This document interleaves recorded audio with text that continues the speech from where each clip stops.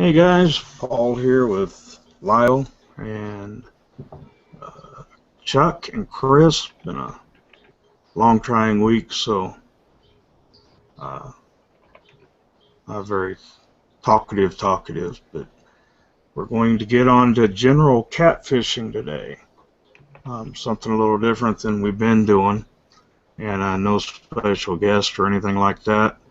Lyle got moved into his new place there. Can you tell us a little bit about that, Lyle, in case some of these guys can find your new place? Well, it's absolutely been a pain in my Rumpelstiltskin the last 2 or 3 weeks. We've been moving from about 12 miles out in the boonies to the metropolitan area of Bowling Green, Missouri, town city and I grew up in, and we finally got everything set back up. Instead of having a little room to do my rod stuff in, I have a loft in this house, and it's coming right along. We've got everything set up where we can do some work, and we had some really good nephews and family members to help us get it done, and we're just about there. I just got to put everything away now and keep it going, but it's a deal I would wish on no one to have to do.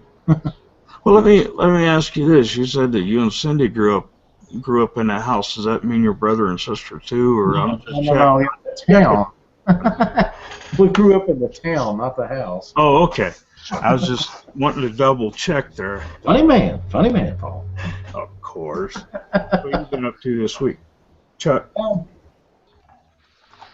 Not a lot, just working and fishing. Working and fishing. Yep.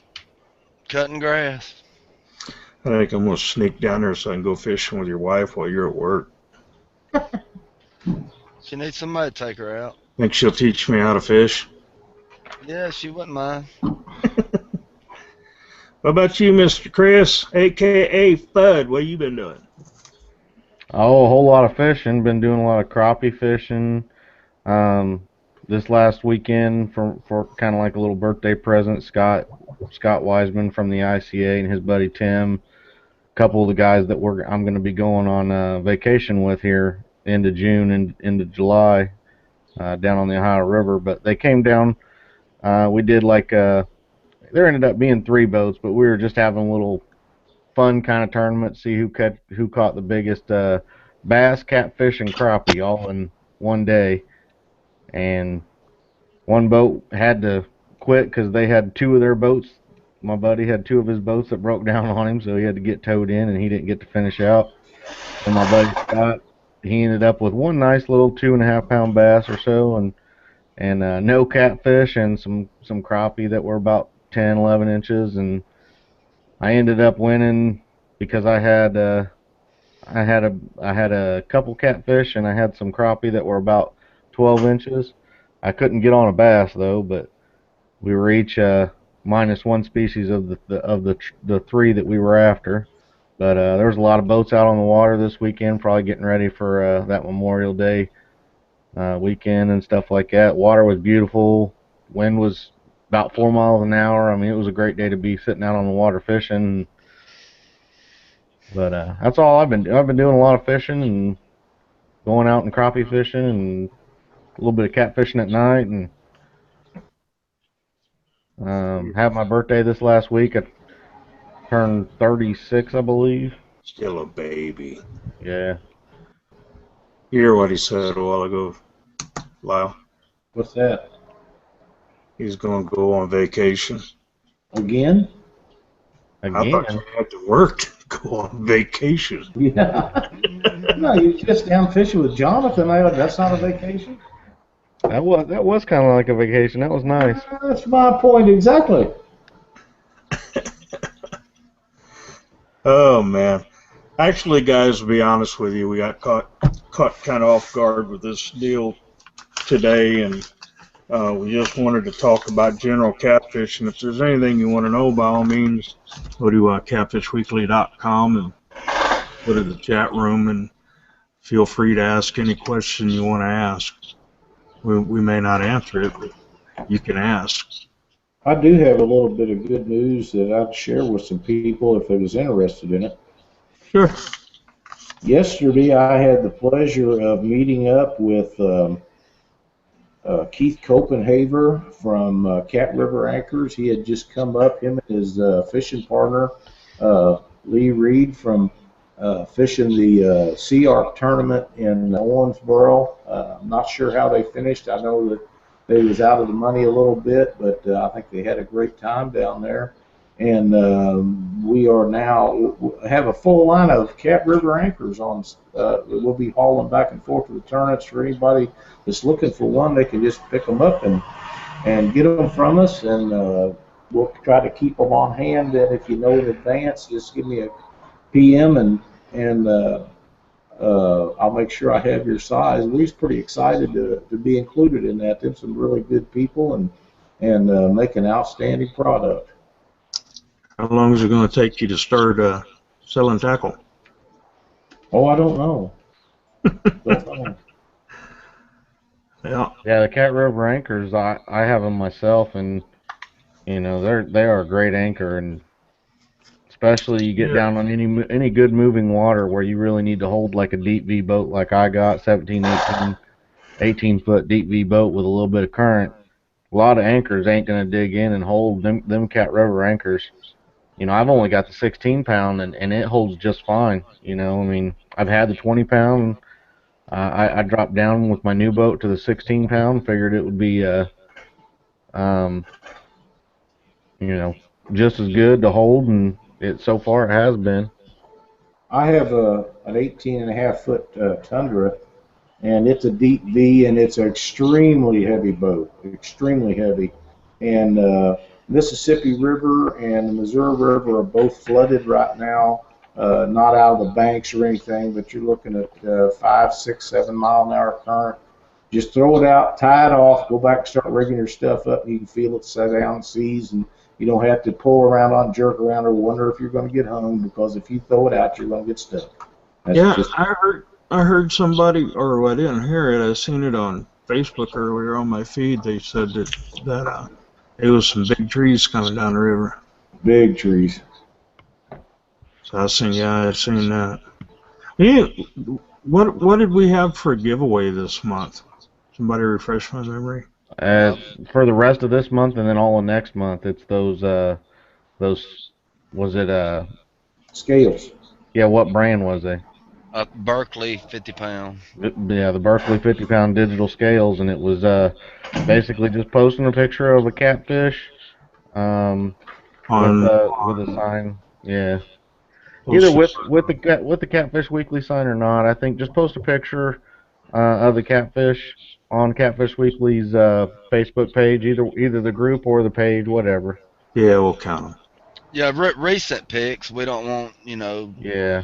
no throwback stuff Yeah, or we don't want Ron Workman showing off his fish and getting anything with Cubs fan. it. Hey Lyle, those Cat River anchors. The problem I have with the one I got when I'm anchored down and you get hung, and this big line we use, we go to break our line off, and it pulls us down river and breaks the anchor loose, and then all the other lines go slack and end up, a couple of them end up getting hung. With that Cat River, that solves them problems, doesn't it? Yes, it does. You just, if it gets stuck, they're tied at the top on the chain with 100-pound zip ties, and you just break the zip ties. It pulls out backwards. You don't lose your anchor. You don't lose your rope. You don't lose anything. You just pull her on up, and down the road you go. Yeah, we had something similar on Sean's boat. I remember I had to break one. But 100 pound, you think 100 pound would be easy to break, but not. You just use a motor. I don't pull on them hard enough to break them anymore.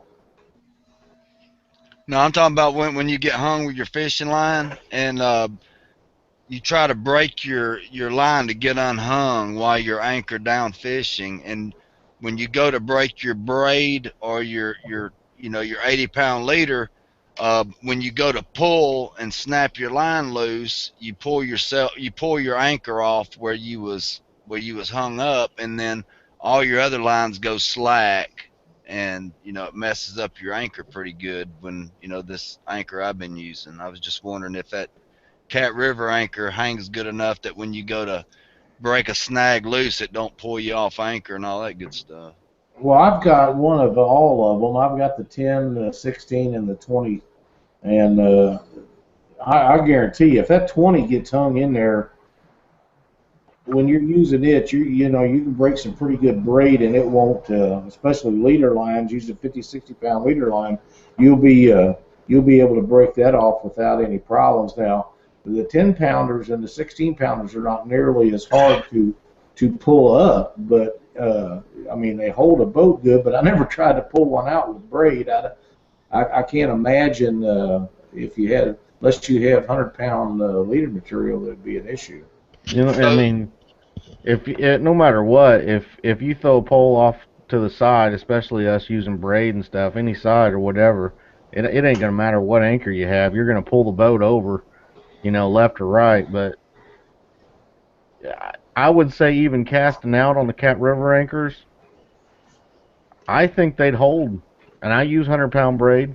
I use 100-pound braid with 30 to 40-pound mono leaders, and that 16-pound anchor, straight up at the front of the boat. If I was pulling straight back on the opposite end with just my braid and stuff, I don't think I'm pretty sure I've even done it, and I never had a problem yet with my 16. I can pull complete opposite direction, and it ain't gonna pull that anchor out at all. Yeah, I'll because break my line. there's nothing worse in the world than going across a really nice spot, and you mark some really good structure, and you finally get that boat exactly where you want it, and then you get hung up, and then you go to break your line and you pull off that spot. But with that Cat River anchor, if you're in like 30 foot of water, you need to let out about what 3 times that length of rope to get the right ankle for it to hang good. So you would need to let out about 90 foot. Is that what? Well, that's the general rule of anchoring is 3 times the depth. But I just string out a bunch of it to get me about where I want to go and tie it off, and I don't worry about 3 times the depth or anything because, well, like I say, it doesn't matter if it's mud or sand or if it's rock. If there is a bottom, then you hit it, you're going to stick with those. Okay. Well, I seen on there where they said you can, bend the tines to what angles you want, and you can sharpen them to get, to get the edge you want. Do you see any reason why you would want to, sharpen them or anything like that?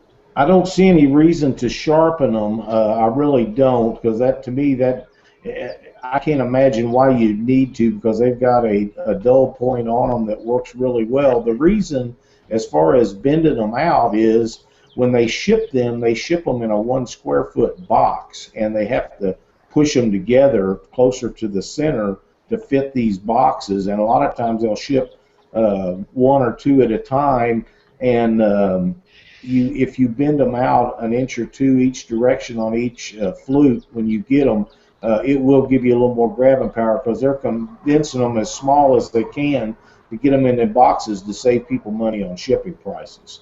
But Okay.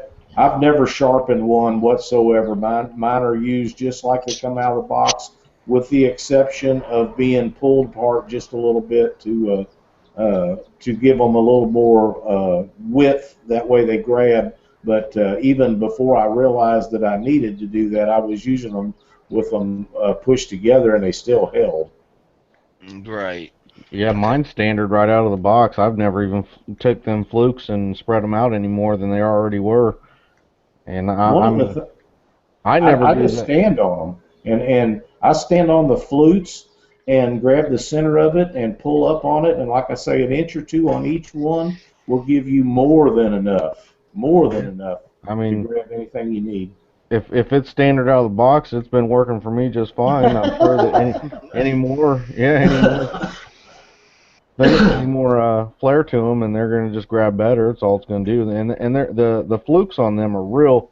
They're not real flimsy. They're heavy duty. They're easy enough to bend, but they're strong enough to hold. Oh They're yeah. almost a perfect mixture of strength to flexibility on them, and that's why they're. I mean, I know we seem to be really kissing some butt on them right now, but I've used a lot of anchors. I mean, I've used the Richter anchors. I've used a lot, homemade anchors. I've I've used, lost a lot of anchors. I just yeah, use my ex-wives. yeah, Yeah, I've lost a ton of anchors, and they'll get hung up, and you think you got a design, or somebody has a design where you get your anchor back, and the first thing you know, you're sitting up there, and you either are using your spare anchor, or you've already lost one or two in a day in a tournament getting hung up, and you can't get them out, and it just doesn't happen with these things. They're just heads and tails better than anything I've ever seen or used anywhere. Do they send a couple of nylon wire ties with them, so after you break a couple, you'll know what to go buy at the store or whatever? Every What box size? that I've got has two extras in the box. Okay, so then you just go ahead and try to remember what size they were. Then you go buy you some more to throw in your tackle bag. Yep, that's exactly the way to do her. All right. And the thing is, these are catfishing people. They fish a lot of tournaments. Keith and his dad Alan, they designed this. They patented it. They made a really good product. They fish every tournament, or a lot of tournaments. So they fish the Cat's Incredible every year up in Grand Rapids, and I know that they was down at the Sea Arc tournament over the weekend. So they cover a lot of area, and they're not going to these areas to peddle their anchors. They're going to fish the tournaments because they're competitive guys, but they are really good channel cat fishermen and flathead guys. They fish in predominantly channel cat and flathead areas, and they're really good fishermen. How you doing on rod building and stuff since you moved? Oh, I just Organized? I'm just working night and day trying to get caught back up. I had to shut down for 3 or 4 days and just put me back behind the ball again. But we're staying pretty busy.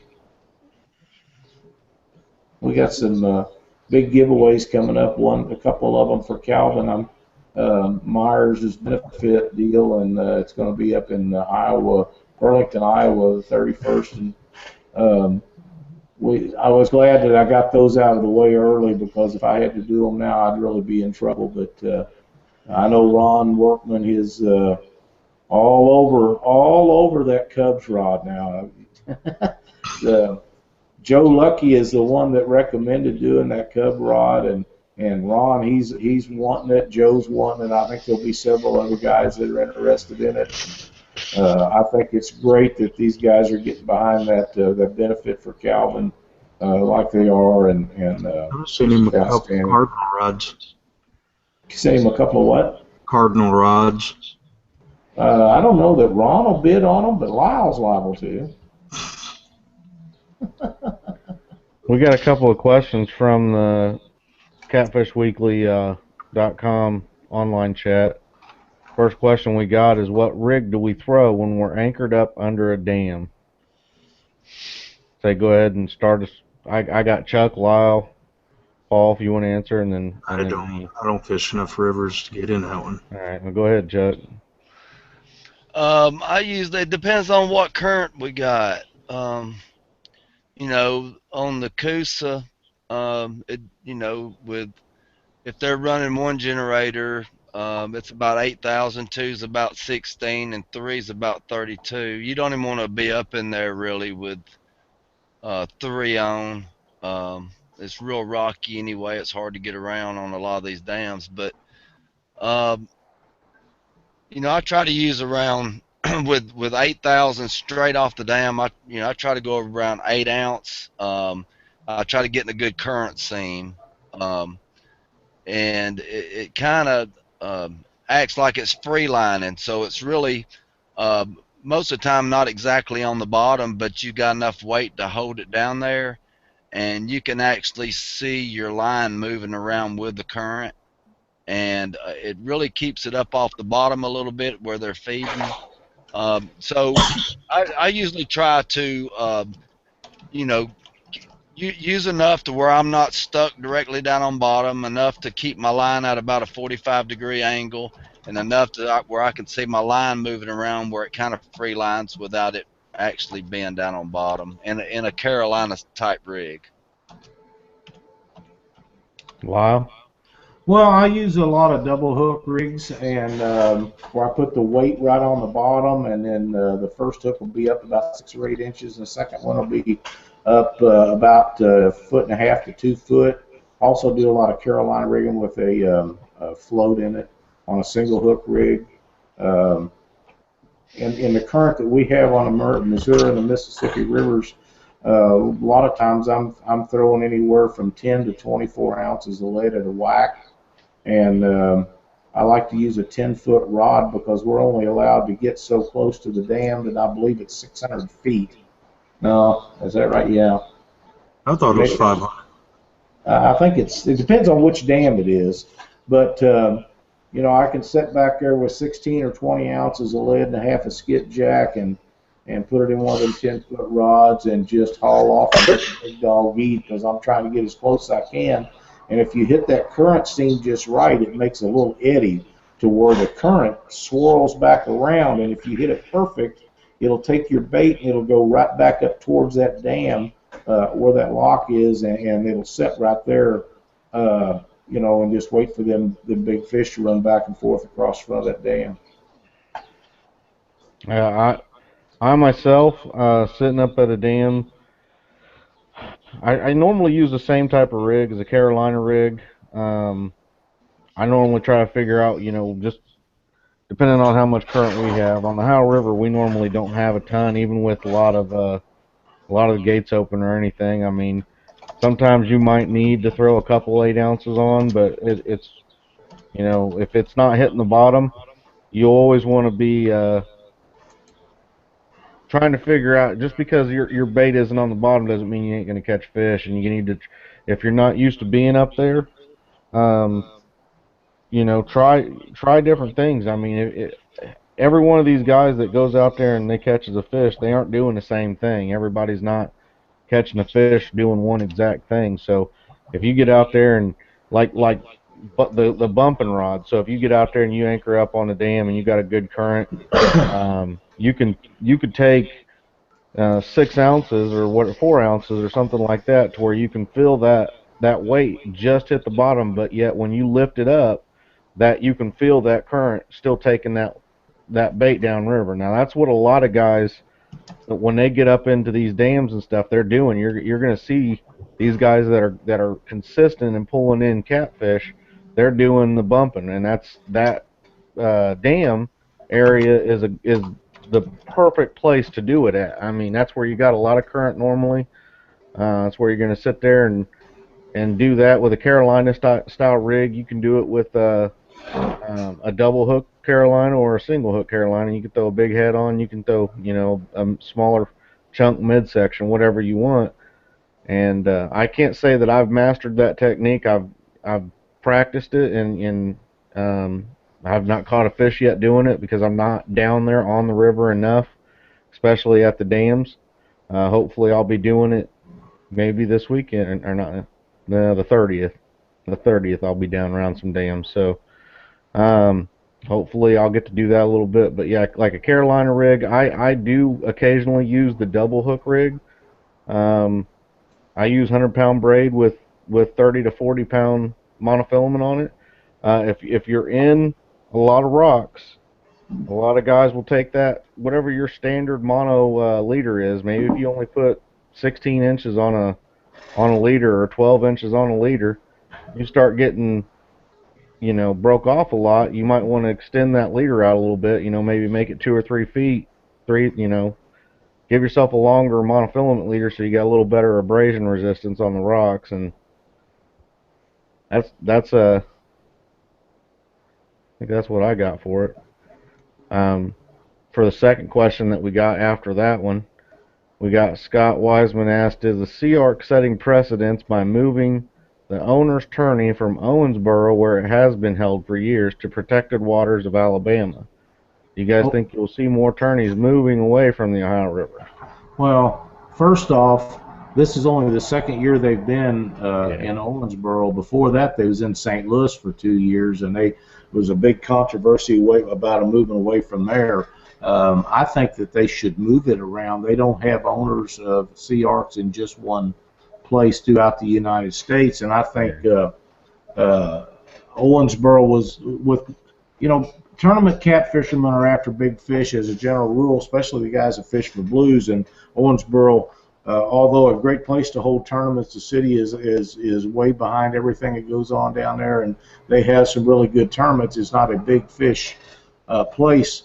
St. Louis is, and Wheeler Lake is. I think that since they have tournaments or boat owners all over, I think they should pass that around as they intend on doing, as my understanding, to let guys from different areas get to fish those so they don't have to travel so far. I think that's a really, really good idea, and I'd like to see them go up to Illinois or Iowa or someplace for the channel cat guys.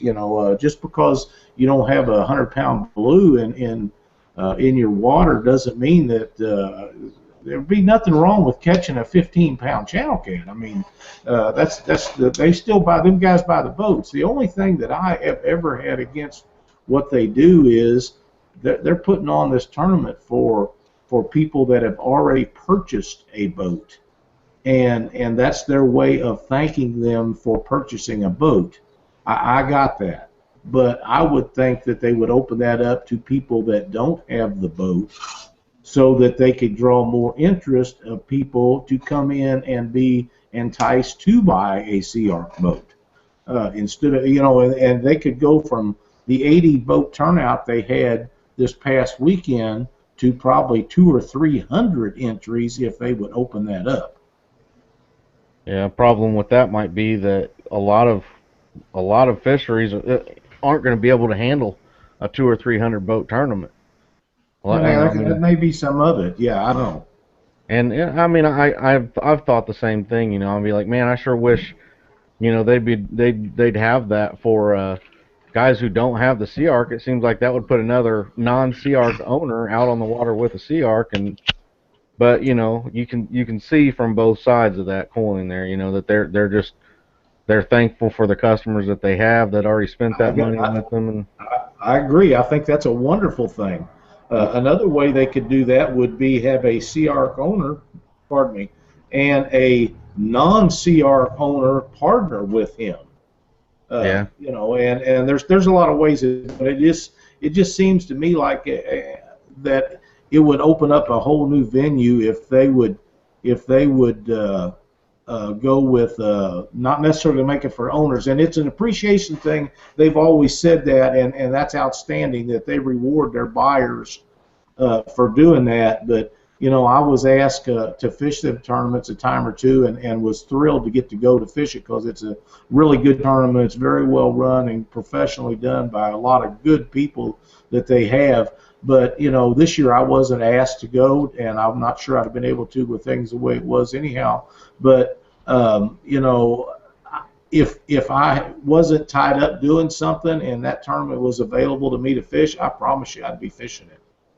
yeah. I know that us talking beforehand, I tried to say that I really didn't want to hound on the conservation issues that we normally hound on tonight, but with Scott's question, um, I myself, yeah, I mean, even though they didn't, they haven't been at Owensboro forever and they're just now changing it, I honestly think that if Kentucky doesn't get their act together really and do more than what they've done already, I do kind of hope that, like Aaron Wheatley, Monsters on Ohio, them guys, and I have these thought processes that's sort of the same along with that Sea Art thing where I can see both sides of a coin, but if these if these cities and stuff aren't getting the money and the revenue that they're getting from these big tournaments, do I think that would really cause them to change it? I honestly don't know. I mean, it might be that we actually just need more people speaking out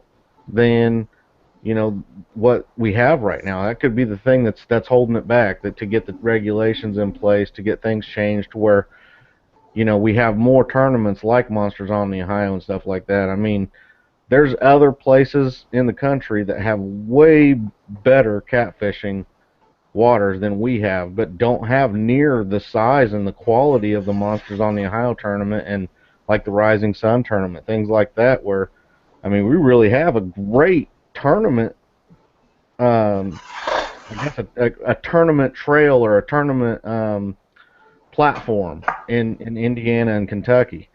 Whereas not that Lyle doesn't do a great tournament trail either, but they really should have a whole lot more than what they do. I mean, if the guys that are driving as far as they're driving to fish the unprotected waters of the Ohio River would go and fish those other rivers where they can fish, and catch fish that are 40 and 50 pounds, a little easier than they could on the Ohio. That's a difficult thing to do on the Ohio River, and I think it's going to be a difficult thing for a long time. So, whether or not other tournaments should stay there or go, it's up for debate. I think everybody is going to be able to say one thing or the other, but I couldn't honestly tell you what's going to help get the DNR of the states that need to do some things to do what they need to do. I couldn't tell you that. Well, there's several factors in that. Number one is you've got the people have got to stand on their conservation departments. They've got to stand on the DNR, whatever it is. Those places have got to be convinced that this commercial fishing has got to be slowed down. They're just that, and the guys taking the stuff out for the pay lakes are raping these waters of large fish. And I know that they've been detrimental on the Ohio River for a long time. The Ohio River, for a couple of reasons, I never liked to fish there. One, there's hardly ever any current there, and I understand it's flooded down. They got plenty of it. And there's no fish of any size. If I was going to fish small fish tournaments, I'd go fish a channel cat tournament. With that being said, the best tournament in this country right now is Monsters of the Ohio. It's the best run, the largest congregation of people. Aaron got some good sponsors. He's got the city behind him. You can't get that kind of participation in our area at this time. Now, we are working on it. We've got a big tournament coming up in June, and we've got a pretty good sponsor behind it, and those things take time to put together. It just does. Aaron jumped on board with that Monsters of the Ohio, and in 3 or 4 years, he made that the elite tournament in the United States in the catfishing industry.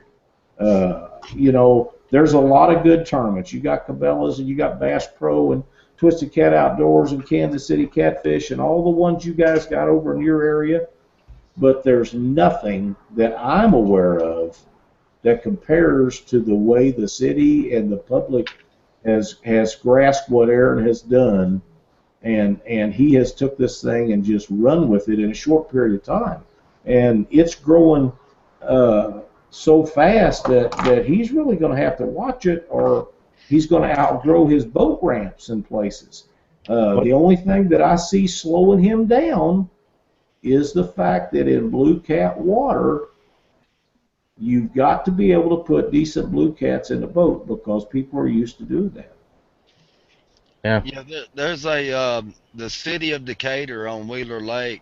They have seen how much money is brought into their city by hosting these events with um, Bassmaster Elite Series, the Walmart Series, the FLW, the American Bass Anglers, Bassmaster Weekend Series. And I think that really enticed Sea Arc on coming to Decatur. They built a facility in 2011 that has a pavilion that has 15 bay doors, 11 foot tall, which can hold indoor weigh-ins. You can launch 15 boats at one time. It's a 27-acre facility. It has 158 truck and trailer parking just for boats and trucks, and there's another 107 car parkings that can be changed over to boat and trailer. I mean, truck and trailer parking. It's got all the handicap. It's got 1,088 linear foot floating dock, and they're just making this harbor just so enticing for um, any kind of club or organization to come host an event and just give them everything in the world they need right there. So let me ask you a question. Do you know that stuff right offhand, or are you reading that off of something? no, I've been researching it for a while. I just couldn't remember all of it. I mean, you got your facts down pat. That's outstanding facility. I'd love to see that because Yes, you where know, we're at, we have nothing like that. yes, We have nothing like that. you know, when I was talking about trying to put on a winter event like next January, you know, a bunch Right. of guys up north want to come down and fish Wheeler, and a bunch come down during that time anyway. And you know, quite a few's asked me to try to get something going down here so they can come down here like the week after Christmas or the first week of January when most of them have vacation time and are, you know, available. And for me to try to put a tournament together, this place here, you can put on a tournament at any time without even making reservations if you have less than 25 boats. To use their pavilion, you know, you have to make reservations and all of that, but they have different areas set up so you can have multiple tournaments from you know, different fish species, you know, in one day. That, you know, these cities are seeing how much income that they're able to pull in from bringing these type of events in, and they're turning around and spending all this money to even make it greater. So I mean, that's really, you know, when cities do stuff like this, that's, they're really, you know, taking chances on you know, spending all this money to see if they're going to succeed. But they're always you know, there's always some big event going on all the time up there. I'd love to have a facility like that we could use because we don't have that and anything near the river with access to boats and stuff. Uh, you know, we could do a lot better with it. We have a facility here too that has pretty large parking lots and nice areas, but nothing to that magnitude. And I would love to see something like that. That'd be a great thing to put a tournament on in. Yeah, I was at the very first weigh-in at the Cabela's when I talked to the Massengales and Phil King and all them. It was a really bad day. They had just opened the park. The pavilion wasn't even finished being built yet. Cabela's just had their little stand set up out by the launch, and um, a lot of guys turned around and went home. They pre-fished on Thursday and Friday, and the winds were blowing so bad they couldn't hardly stay in the lake. You know, drift socks wasn't doing any good. Their trolling motor wouldn't stay in the water. So they, you know, they ended up having like, you know, 20, 25 boats show up, but a lot of people showed up to pre-fish this one. But now, since the facility's finished and everything, when people really come to events that are catered to like this, it's really going to you know, bring them back time and time again from, you know, seeing, being able to you know, weigh in this type of atmosphere and stuff like that.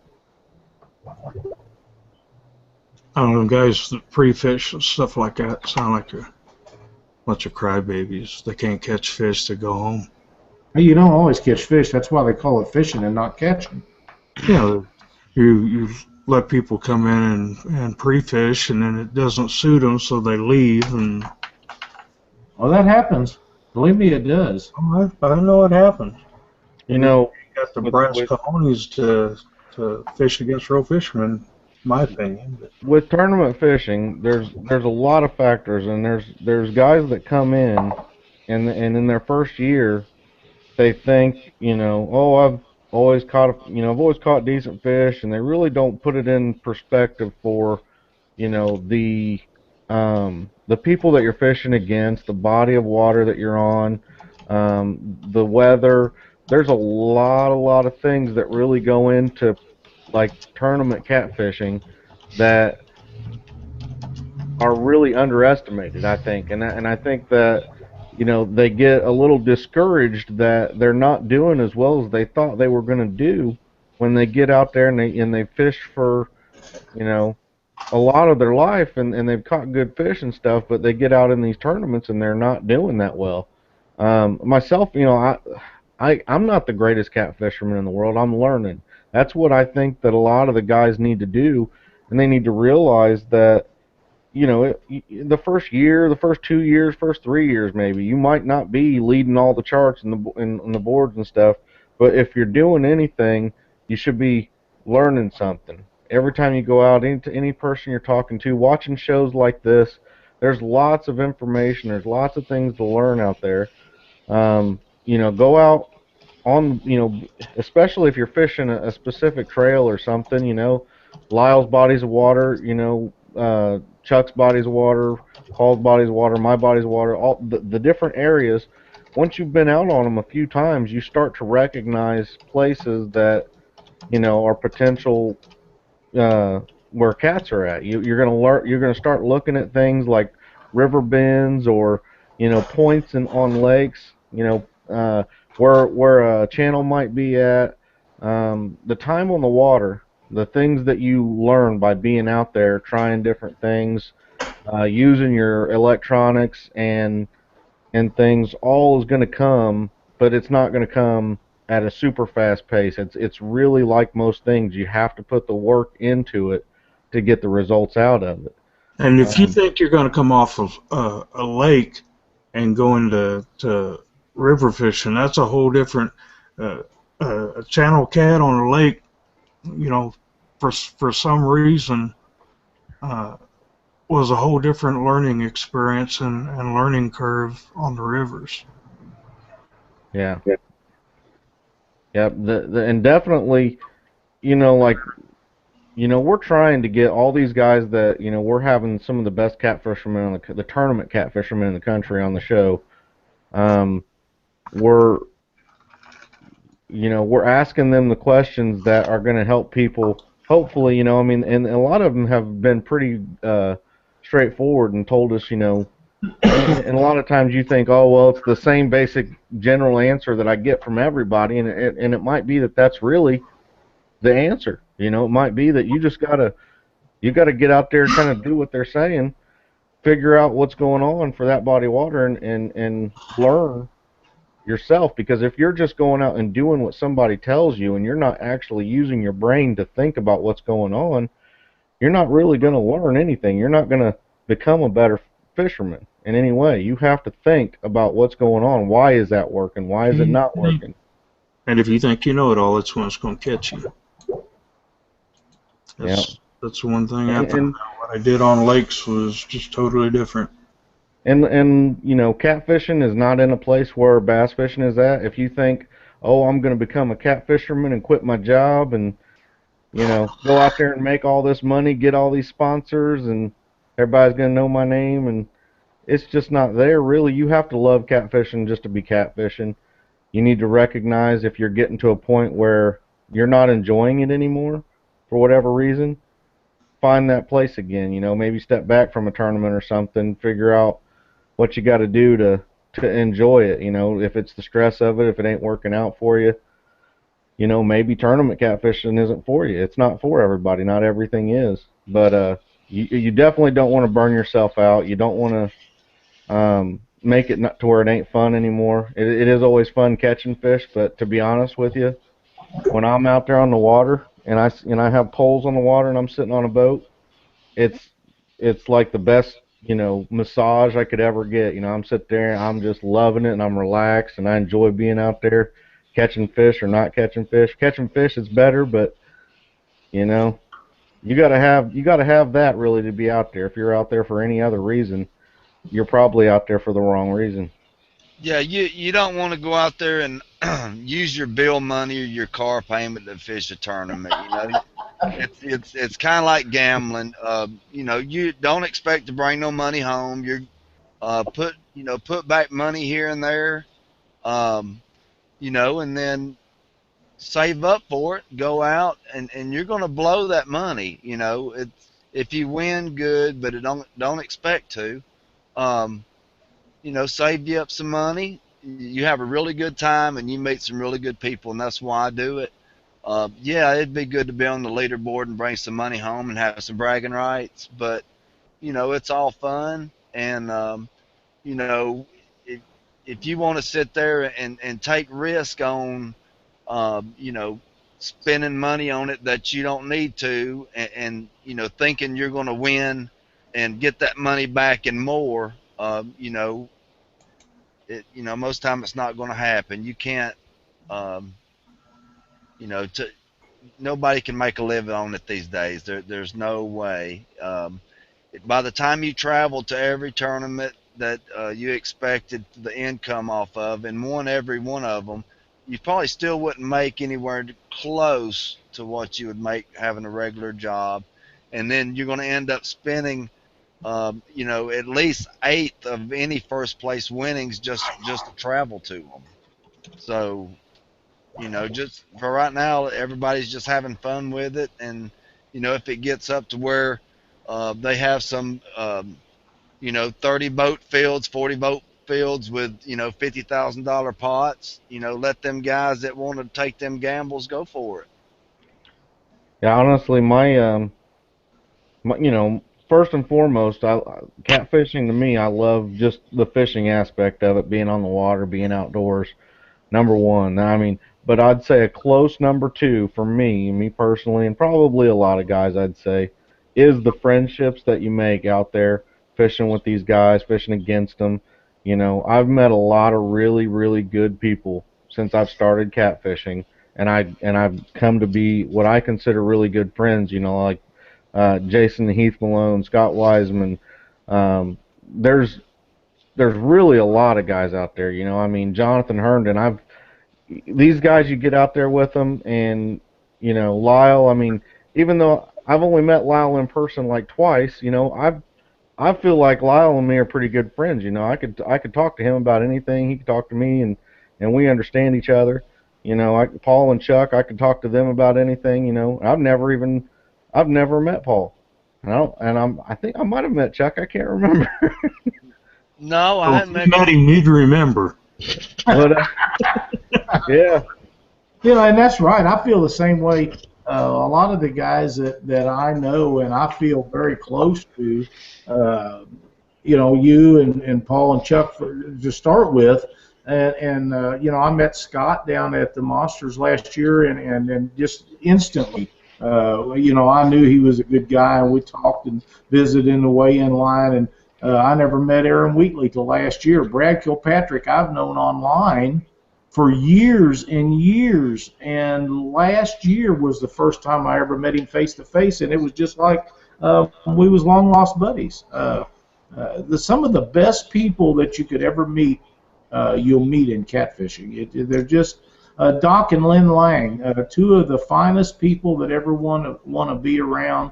They're outstanding. They're some of my favorite people. You know, a lot of the people that fish around here, Jason Jackson, Ryan Casey, I talk to them guys on the phone all the time. Jason and Vicky Mathena, these guys I see once in a while. I visit with them. They come up to the house.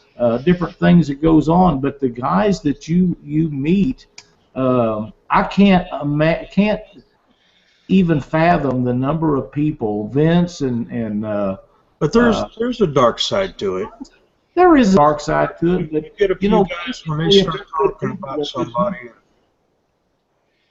There is some there's some with anything you do, but I really think the good people in this sport far outweighs the bad. I really do. I was just getting to the point, the people told me about this person and people tell me about that person and it wasn't true, and found out. I mean, there's a side to it that I don't know how to explain it, about people talking trash on other people, but I don't know. not everybody's going to get along with everybody. There's always going to be personality conflicts. Absolutely. Oh, But like Lyle said, I mean, I'd say 9.5 people out of 10, and I guess I'll include little people. I don't know. I don't think I've ever met one that's catfish, but if I did, I would say he'd probably be cool too. I mean, 9.5 people out of 10, I think that I've met catfish, and I've not had a problem with, and I've thought they were really good people. I got a guy, Max, that Rising Sun has a tournament every year. It's like Monsters on the Ohio, only it's a 2-day event, and it's actually a little bit larger than his. They had 150 boats at one year. I think it was 2 years ago. 130 boats last year. But there's a guy that lives right there in the city of Rising Sun, Max. I'd never met the guy.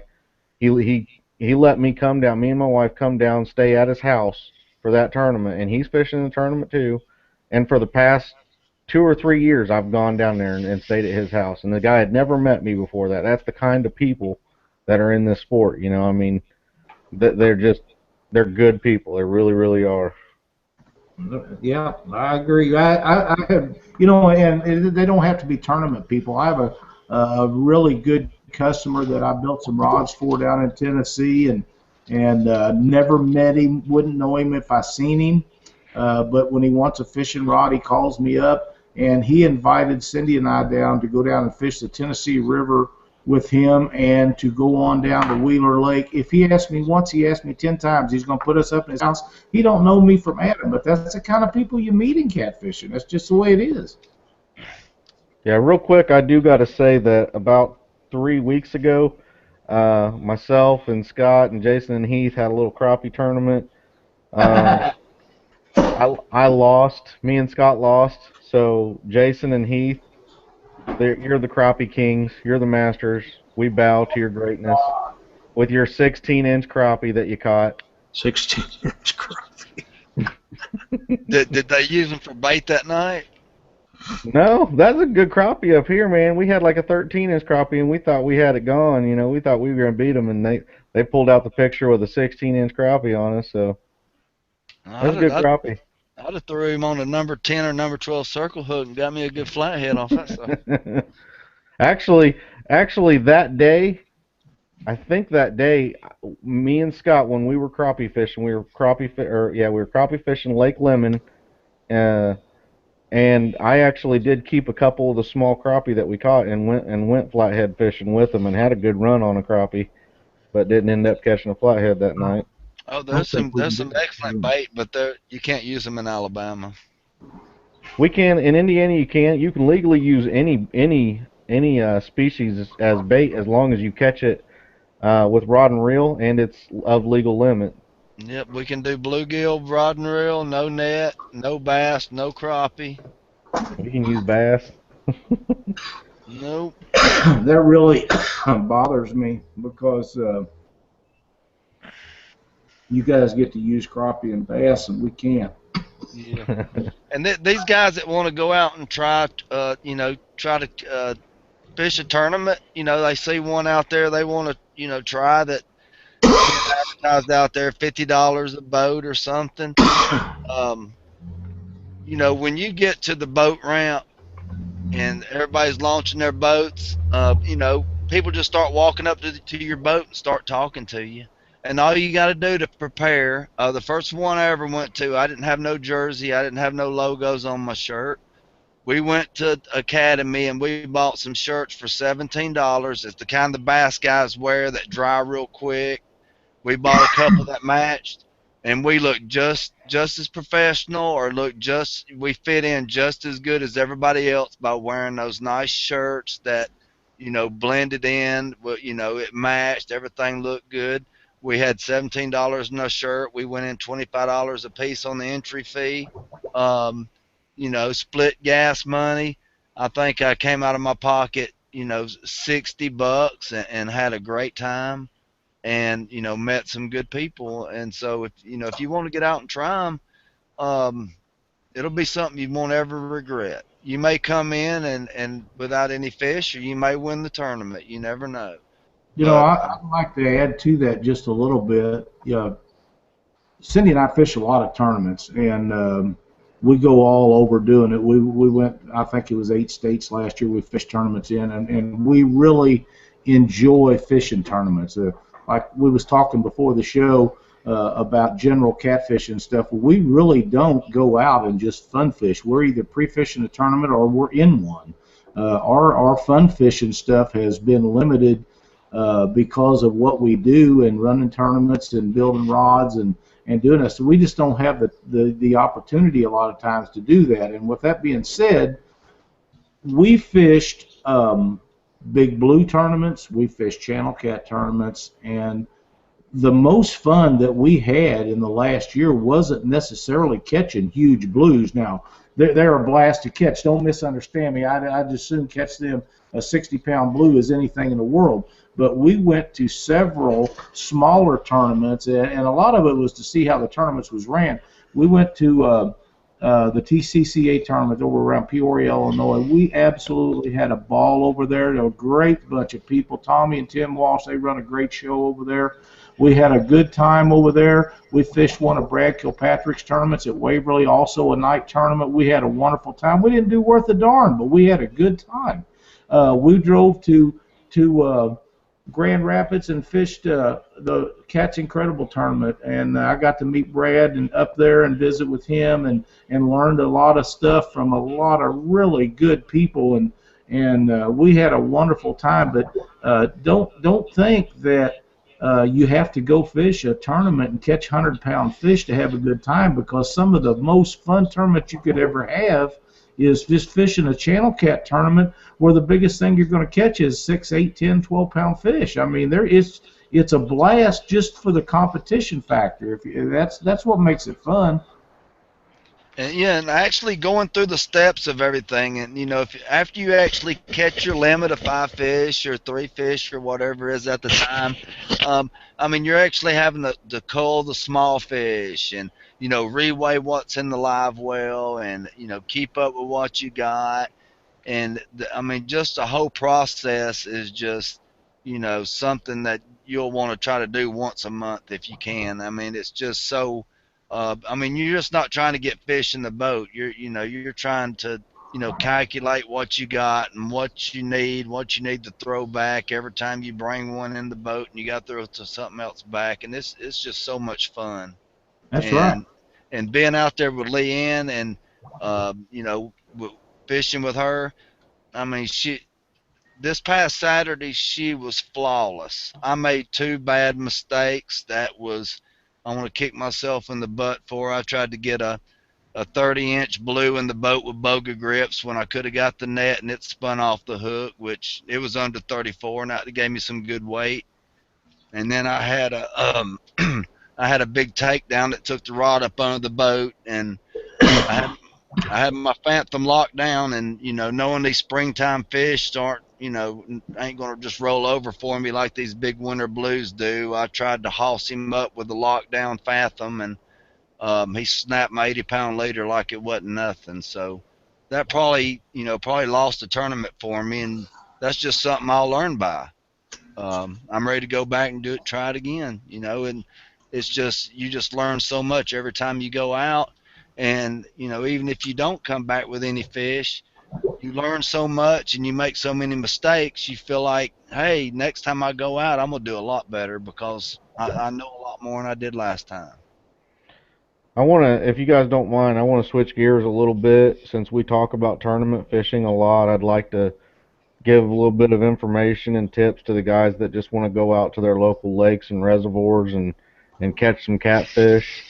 I do that quite a bit, so I can give you some help there.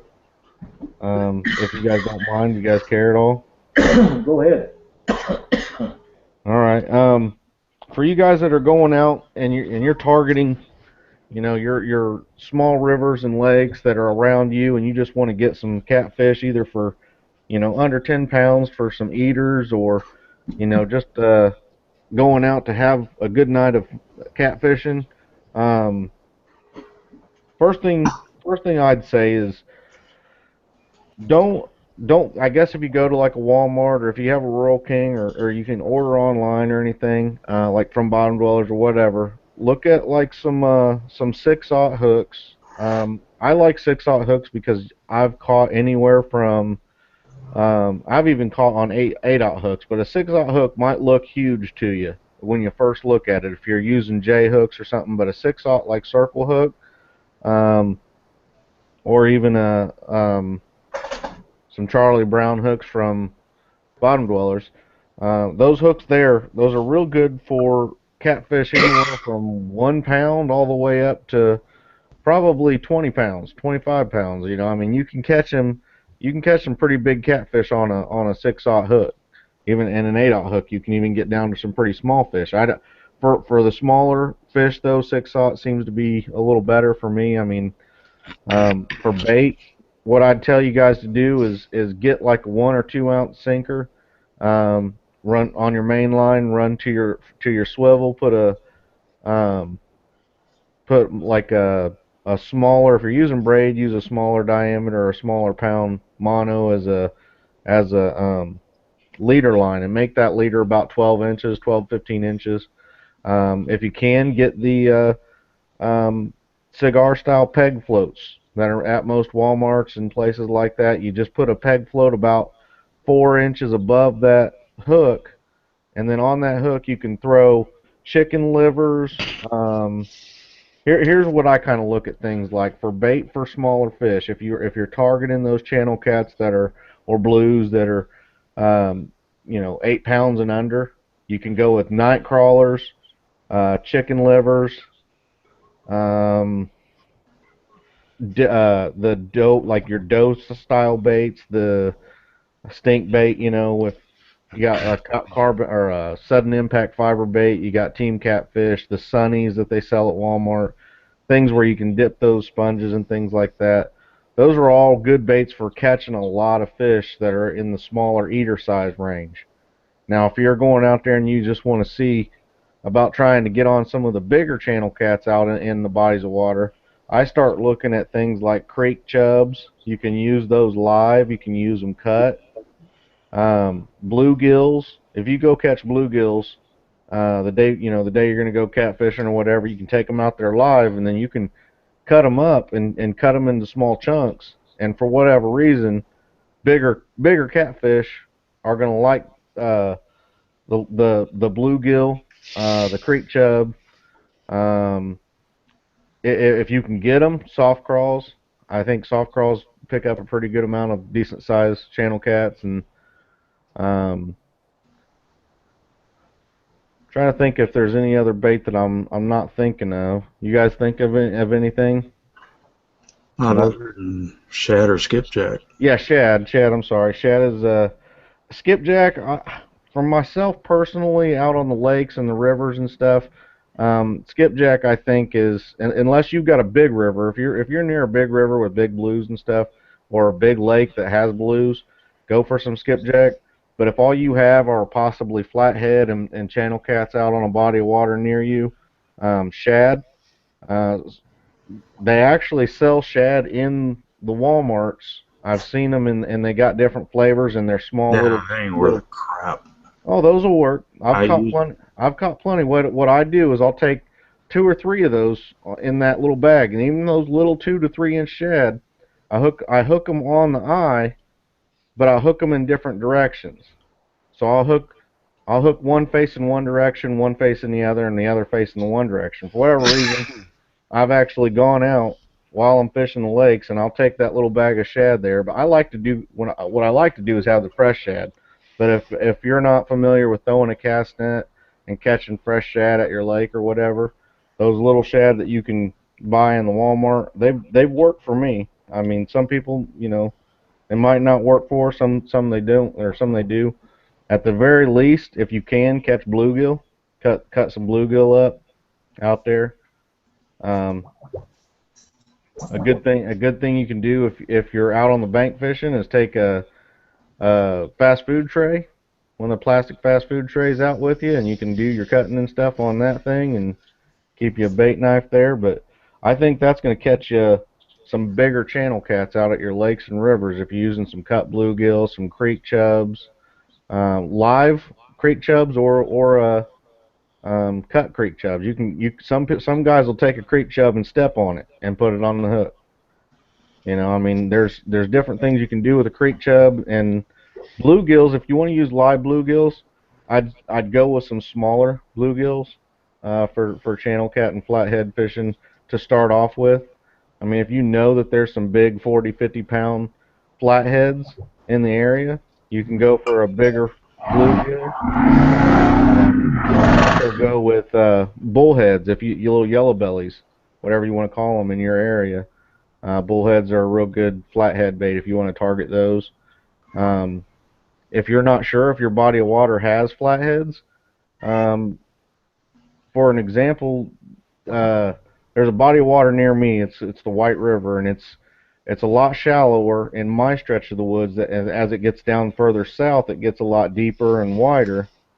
But I have a good friend of mine that, he's found out that there are some good 30 and 40 pound flathead in the stretch river up here, and it can only be 3 foot deep in some stretches, or even shallower than that. So shrimp, yeah, shrimp, heath on there. I mean, you can go out and use um, shrimp at a lake or something there, and you can try doing different flavorings. The garlic shrimp and all that stuff. That it can be a good bait. Some people will swear by shrimp too. So it's a hot dogs.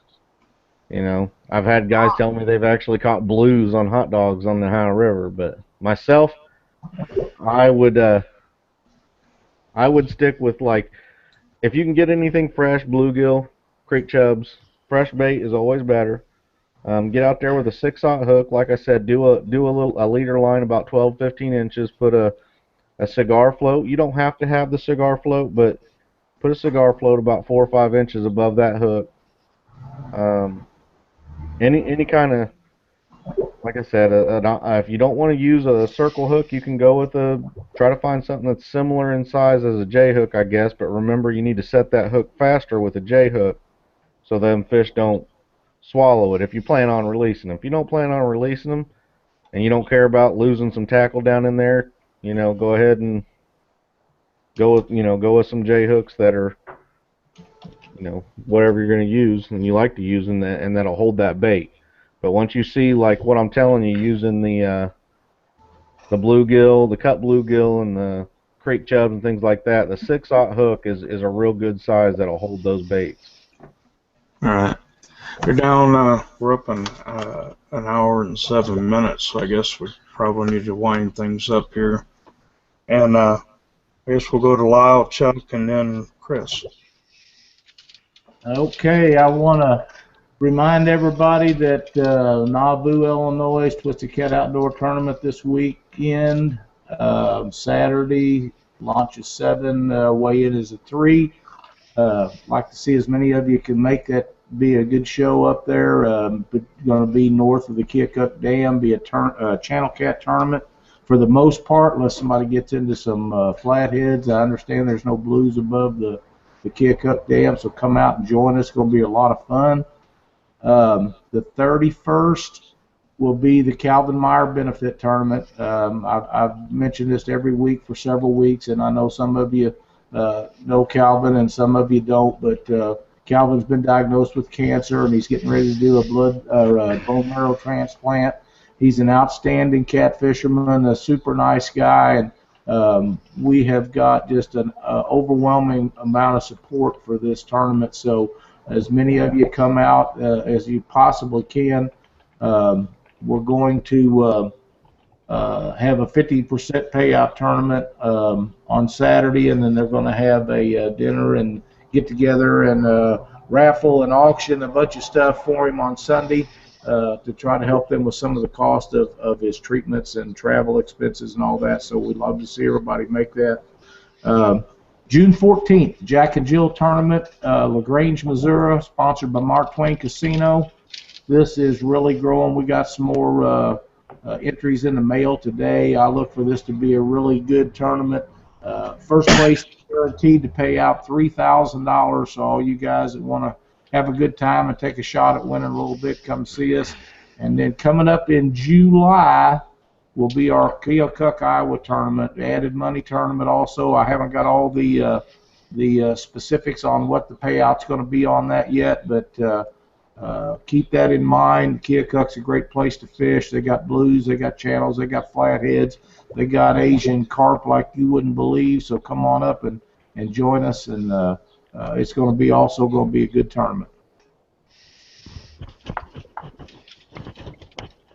Chuck? Yes, our next Alabama Catfish Trail tournament's going to be on Holt Lake on the Warrior River. If y'all don't know, that's the home of the new 120-pound state record blue cat. It's going to be out at Birchfield Branch Ramp and Campgrounds. It's going to be a night tournament from 5 p.m. to 2 a.m. We chose a campground to make it convenient for everybody, so you can set up camp, and when you come back in after weigh-in, you can just hit the tent, sleep, get back up, fish, enjoy your Sunday, and hang out with us the next day if you want to. But it's going to be a really good time, so come and join us. All right, Paul. Oh, over to Chris. Chris. Okay. Couple things. The United for Catfish forums. I've been having a hard time finding somebody that's going to do the designing for me. As soon as I do, I do want people to know that it's not something that's completely, forgotten about. It's going a little behind schedule right now, but as soon as I get some of the design things done and everything, we'll really start getting people invited and getting all the things that we did for the Kickstarter project done. And as far as the giveaway for this month for Catfish Weekly, we have the 2 Berkeley digital 50-pound scales that we're giving away. All you need to do is post up a picture on either the Facebook group or the Facebook page, whatever one that you find on there for Catfish Weekly. Post a picture on there. Also, I'd like to start doing something that one of my fishing buddies gave me the idea for. If you post a picture of a fish that you caught with a little story, a little bit on there, and just title it, for the featured angler of the week.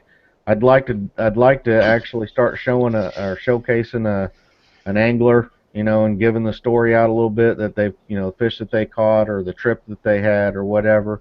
Every week, I'll do a screen share probably and show the picture of the fish they caught and tell a little bit about the story about the fish or the trip that they had. So again, just post the story on the Facebook group or Facebook page, or you could even email it to me, the FUD at catfishweekly.com, and I'll talk about that. If it's a kid, you took a kid fishing, anything like that, that you want to get them a little exposure, and let's see where they can, get a little bit of fame, because we're pretty famous here on Catfish Weekly. We got millions of viewers, right? But yeah, just give us an email, post it on there. We'll get that. We'll do that every week, probably starting next week, if we get anything on there. Also, remember, if you want to subscribe to any of the posts that we do for the videos and things on the website, you can do that at thecatfishweekly.com. Down there, just put your email address in there, subscribe. As far as tournaments, there's both an extreme catfishing and ICA tournament.